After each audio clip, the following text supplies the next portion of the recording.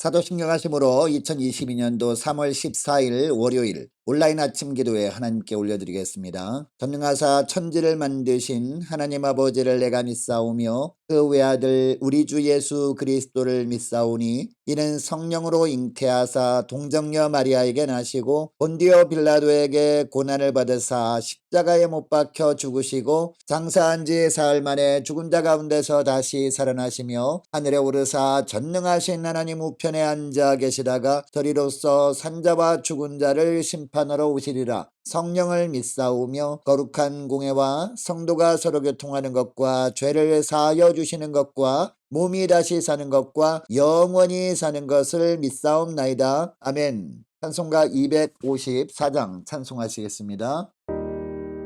내 주의 보혈은 정하고 정하다 내 죄를 정케 하신 주 나로라 하신다. 내가 주께로 지금 가오니 십자가의 보혈로 날 씻어 주소서.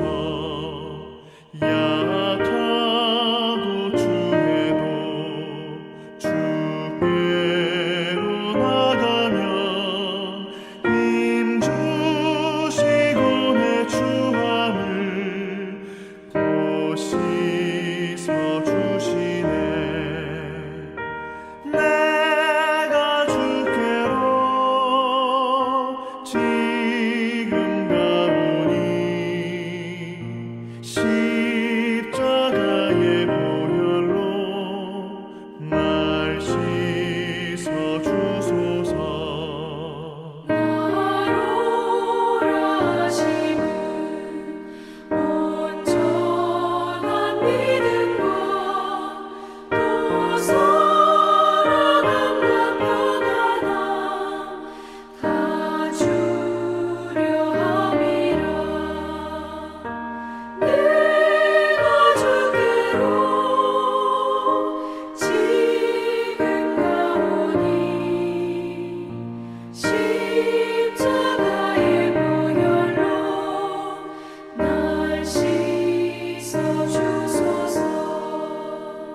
큰 죄인 못 받아 살 길을 얻었네.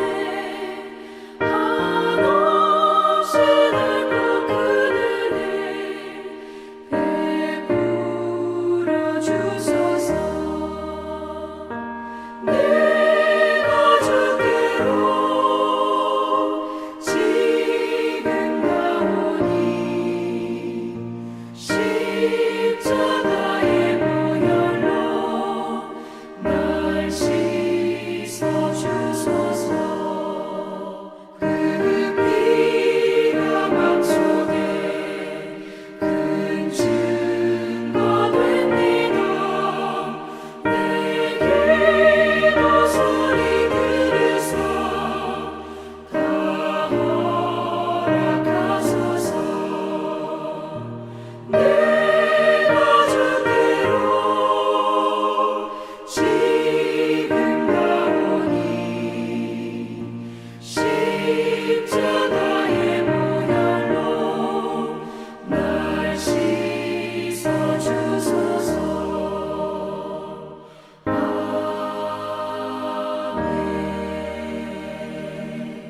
하나님 아버지 감사합니다. 어제는 거룩한 주일 예배를 통해서 은혜 받게 하시고 도전 받게 하셨다가 오늘도 또 새로운 한 주간이 시작되는 월요일 아침을 맞이하게 하심을 감사합니다. 하나님 오늘 하루도 그리고 이번 한 주간도 주님의 말씀을 통해서 우리와 동행해 주시지 않으면 저희들 승리의 삶을 살 수 없음을 우리가 기억하고 오늘도 주님이 부르심에 순종함으로 나왔습니다. 하나님 이 시간에 주님께서 베푸시는 영의 양식을 통해서 주님께서 어떤 삶을 오늘 하루 살기를 원하시는지 깨닫게 하시고 순종케 하여 주시어서 주님과 동행하는 승리의 삶을 사는 복된 하루와 한 주간 되게 하여 주옵소서. 감사드리오며 우리 주 예수 그리스도의 이름으로 기도드리옵나이다. 아멘. 자, 이 시간에 하나님이 주시는 말씀은 구약 성경 레위기 4장 1절부터 21절까지 말씀입니다. 자, 화면을 보시면서 1절부터 자, 우리 다 함께 합독하시겠습니다. 여호와께서 모세에게 말씀하여 이르시되 이스라엘 자손에게 말하여 이르라. 누구든지 여호와의 계명 중 하나라도 그릇 범하였으되 만일 기름 부음을 받은 제사장이 범죄하여 백성이 허물이 되었으면 그가 범한 죄로 말미암아 흠없는 수송아지로 속죄제물을 삼아 여호와께 드릴지니 그 수송아지를 회막문 여호와 앞으로 끌어다가 그 수송아지의 머리에 안수하고 그것을 여호와 앞에서 잡을 것이요 기름 부음을 받은 제사장은 그 수송아지의 피를 가지고 회막에 들어가서 그 제사장이 손가락에 그 피를 찍어 여호와 앞 곧 성소의 휘장 앞에 7번 뿌릴 것이며 제사장은 또 그 피를 여호와 앞 곧 회막간 향단 뿔들에 바르고 그 송아지의 피 전부를 회막문 앞 번제단 밑에 쏟을 것이며 또 그 속죄제물이 된 수송아지의 모든 기름을 떼어낼지니 곧 내장에 덮인 기름과 내장에 붙은 모든 기름과 두 콩팥과 그 위에 기름 곧 허리 쪽에 있는 것과 간에 덮인 꺼풀을 콩팥과 함께 떼어내되 화목제제물의 소액에서 떼어냄 같이 할 것이요 제사장은 그것을 번제단 위에서 불사를 것이며 그 수송아지의 가죽과 그 모든 고기와 그것의 머리와 정강이와 내장과 똥 곧 그 송아지의 전체를 진영 바깥 재버리는 곳인 정결한 곳으로 가져다가 불로 나무 위에서 사르되 곧 재버리는 곳에서 불사를 지니라. 만일 이스라엘 온 회중이 여호와의 계명 중 하나라도 부지 중에 범하여 허물이 있으나 스스로 깨닫지 못하다가 그 범한 죄를 깨달으면 회중은 수송아지를 속죄제로 드릴지니 그것을 회막 앞으로 끌어다가 회중의 장로들이 여호와 앞에서 그 수송아지 머리에 안수하고 그것을 여호와 앞에서 잡을 것이요 기름 부음을 받은 제사장은 그 수송아지의 피를 가지고 회막에 들어가서 그 제사장이 손가락으로 그 피를 찍어 여호와 앞 휘장 앞에 7번 뿌릴 것이며 또 그 피로 회막간 여호와 앞에 있는 제단뿔들에 바르고 그 피 전부는 회막문 앞 번제단 밑에 쏟을 것이며 그것의 기름은 다 떼어 제단 위에서 불사르되 그 송아지를 속죄제의 수송아지에게 한 것 같이 할지며 제사장이 그것으로 회중을 위하여 속죄한즉 그들이 사함을 받으리라. 그는 그 수송아지를 진영 밖으로 가져다가 첫 번 수송아지를 사름같이 불사를지니 이는 회중의 속죄제니라. 아멘.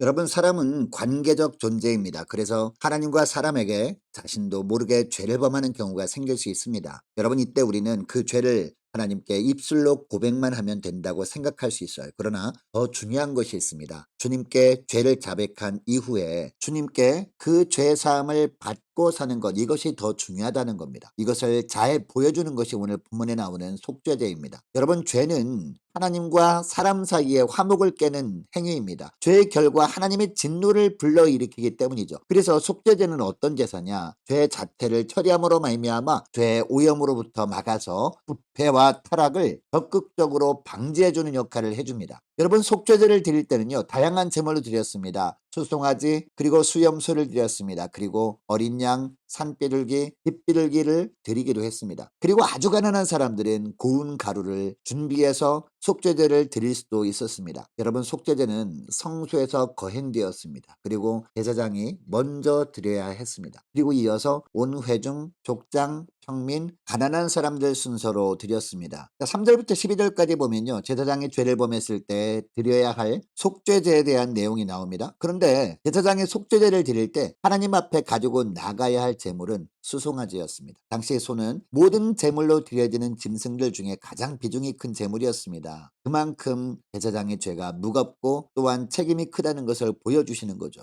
14절에 보면 이스라엘 모든 백성들 전체가 죄를 범했을 때도 제사장이 드려야 했던 흠이 없는 수송아지를 제물로 드리게 합니다. 이것을 보면 하나님께서는 제사장의 죄와 이스라엘 전체 백성들의 죄를 같은 무게로 보셨음을 알 수 있습니다. 여러분, 하나님께서 이처럼 제사장의 죄를 무겁게 보셨던 이유가 무엇일까요? 제사장은 백성들과 하나님을 연결하는 역할을 하기 때문이었습니다. 따라서 누구보다 먼저 자신의 죄를 처리해야 했던 겁니다. 제사장들이. 여러분, 만일 제사장이 무엇보다 먼저 자신의 죄를 하나님 앞에 나아가 속죄제를 드림으로 해결하지 않으면 어떻게 되었을까요? 자신의 죄를 해결함으로 말미암아 정결하게 되지 않으면 제사장의 역할, 즉 백성들이 죄를 가지고 나왔을 때 백성들이 드리는 속죄제사를 인도할 수가 없었습니다. 되었습니다. 그러면 백성들은 자신들의 죄를 처리할 수가 없게 되었습니다. 그런데 제사장들이 속죄제물인 수송아지를 가지고 나와서 속죄제를 어떻게 드려야 했습니까? 4절에 보니까요. 수송아지를 회막문 여호와 앞으로 끌어다가 그 수송아지의 머리에 안수한 후에 잡아야 했습니다. 여러분, 이때 왜 속죄제물 위에 안수를 한 후 잡아야 한다고 하는 것일까요? 제물 위에 안수해야 하는 이유가 있습니다. 사실 죄를 범한 자신이 하나님 앞에서 죽어야 하지 않았습니까? 그러나 끌고 온 속죄제물인 수송아지에게 안수함으로 말미암아 자신에게 임할 죽음을 수송아지에게 전가시킨다는 그런 의미였습니다. 그러니까 안수한다는 것은 자신과 제물이 하나로 연합되었다는 사실을 뜻하는 의식이었습니다. 비록 죽는 것은 제물이었습니다. 그러나 제물과 더불어 자신도 함께 죽는다는 것을 상징하는 행위였다는 겁니다. 그리고 5절에 보니까 제사장은 이 수송아지의 피를 가지고 회막에 들어갑니다. 여러분, 이 수송아지가 어떤 수송아지였습니까? 자신을 대신해서 죽은 수송아지였습니다. 이 수송아지의 피를 가지고 회막에 들어갑니다. 6절에 보면 손가락에 그 수송아지의 피를 찍어서 성소의 휘장 앞에 7번 뿌립니다. 뿐만 아니라 7절에 보니까요. 그 피를 회막간에 있는 향단 뿔들에 바릅니다. 그리고 남은 송아지의 피는 전부 회막문 앞 번제단 밑에 쏟아야 했습니다. 여러분, 이것을 통해서 우리에게 주님이 하시는 말씀이 있습니다. 죄인이 하나님을 만나기 위해서는 반드시 뭐가 필요해요? 피가 필요하다는 겁니다. 피가 없이는 죄인된 인간이 하나님의 진도를 누그러뜨릴 다른 방법이 없기 때문이었습니다. 오직 피만이 인간의 죄를 덮음으로 하나님 앞에 담대히 나아가게 했습니다. 여러분, 이처럼 죄를 범한 인간은 누구나 피를 가지고 하나님 앞에 나와야 하긴 했습니다. 자, 그런데 속죄제를 드릴 때 독장이나 평민의 경우에는요, 이 피를 가지고 나아가야 하기는 했지만 제물의 피를 회막 안으로까지 들여가지는 않아도 되었습니다. 성막들 안에 있는 번제단에 뿌리면 되었습니다. 그런데 제사장이 드리는 속죄제에는 달랐다는 겁니다.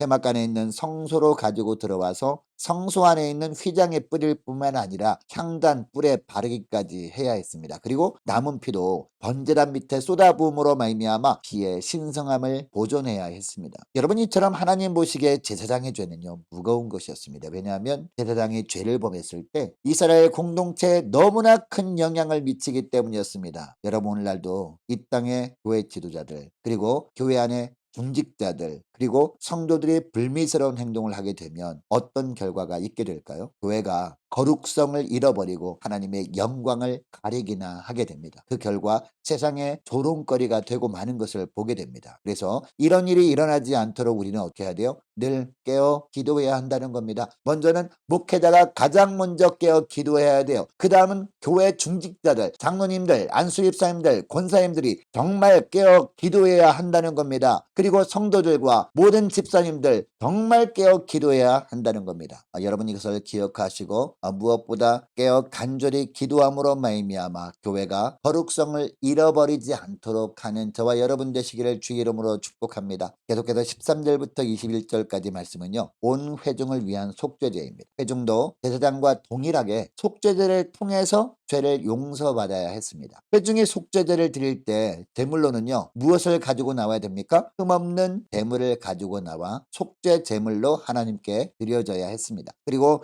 회중들의 대표인 이스라엘 장로들이 제물에 안수한 후에 제물을 죽입니다. 그리고 그 피를 하나님께 드립니다. 그러면 제물을 드린 자의 죄가 그 제물의 전가됨으로 말미암아 죄가 사함을 받게 되는 제사가 바로 이 속죄제였습니다. 그런데 여러분, 속죄제로 용서받은 죄는요, 부지불식간에 지은 죄들입니다. 죄인 줄 알면서도 일부러 짓는 죄는 용서받지 못했습니다. 심판을 받아야 했습니다. 나도 모르게 지었던 죄만 용서해 주시는 제사가 속죄제였다는 겁니다. 여러분, 이 속죄제는요, 그리스도의 대속적 사역을 자세히 그리고 분명히 예시해 줍니다. 모든 인간은 죄 없으신 그리스도의 십자가 대속의 죽음으로 영원한 속죄제사를 통해 용서를 받게 되었습니다. 누구든지 예수 그리스도의 속죄제사가 아니면 용서받을 수 없습니다. 일상생활 속에서 죄가 드러날 때 죄를 고백하고 회개하면 우리 죄를 사해 주시는 이유가 무엇입니까? 우리 주님께서 십자가에서 속죄 제물이 되어 주셨기 때문입니다. 그러므로 우리는 날마다 말씀에 비춰보고 우리 죄와 허물을 발견하고 고백하는 시간, 이런 시간이 우리에게 정말 필요한 겁니다. 여러분, 오늘 세상은 죄를 너무도 가볍게 여기는 풍조가 있지 않습니까? 그만큼 죄에 익숙해지고 오염되어 버렸다는 증거거든요. 날마다 말씀을 통해 저와 여러분 자신을 점검하고 죄를 고백하는 시간을 날마다 가질 수 있는 저와 여러분 될 수 있기를 원합니다. 여러분, 요한일서 1장 8절 9절에 보면요, 만일 우리가 죄 없다고 말하면 스스로 속이고 또 진리가 우리 속에 있지 아니할 것이다 라고 합니다. 그리고 만일 우리가 죄를 자백하면 그는 미쁘시고 의로우사 우리 죄를 사하시며 우리를 모든 불의에서 깨끗게 하실 것이라고 말씀하십니다. 오늘 주님께 내 죄를 고백함으로 말미암아 나를 정결케 하는 복된 하루가 되시기를 주의 이름으로 축복합니다. 오늘 말씀을 기억하며 함께 기도하기를 원하는 것은 이렇게 기도했으면 좋겠습니다. 하나님, 죄로 말미암아 하나님과의 관계가 멀어지고 나도 모르게 세상 속에 살면서 지은 죄들이 있다면 하나님 고백하오니 용서하여 주옵소서. 죄를 자백할 때마다 죄사함을 받게 하여 주시옵시고 죄책감에 사로잡혀 있지 않고 복음의 자유함을 누릴 수 있도록 은총 내려 주옵소서. 함께 기도하길 원합니다. 한 주간 동안 각 가정의 자녀들 그리고 우리 한 사람 한 사람 책임져달라고 함께 기도하길 원하고 각 가정의 직장과 사업장을 책임져달라고 함께 기도하길 원합니다. 하나님, 깨어 기도함으로 말미암아 하나님의 뜻을 이루는 우리 함께 가는 교회가 되게 하여 주옵소서. 간절히 기도하길 원합니다. 많은 환호들을 위해서 기도해 주시기 바라고요. 군에 있는 우리 이시훈 형제 및 우리 청년들이 앞날을 위해서 함께 기도하기를 원합니다. 선교사님들 가정을 위해서 함께 기도하기를 원하고 나라 민족을 위해서 그리고 우리 교회 앞날을 위해서 저와 여러분이 가지고 나온 기도 제목을 놓고 우리 함께 기도하기를 원합니다. 기도하겠습니다.